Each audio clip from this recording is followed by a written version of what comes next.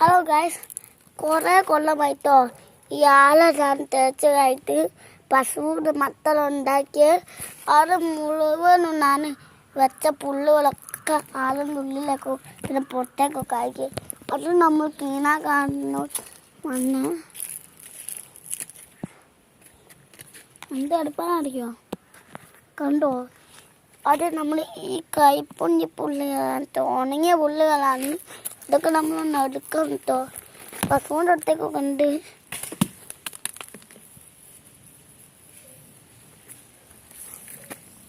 ഇതൊക്കെ നമ്മൾ ഈ പശുക്ക് ഇട്ടാൽ മതി. മറ്റേ പശുക്കും നല്ല പുല്ല് കൊടുക്കണം.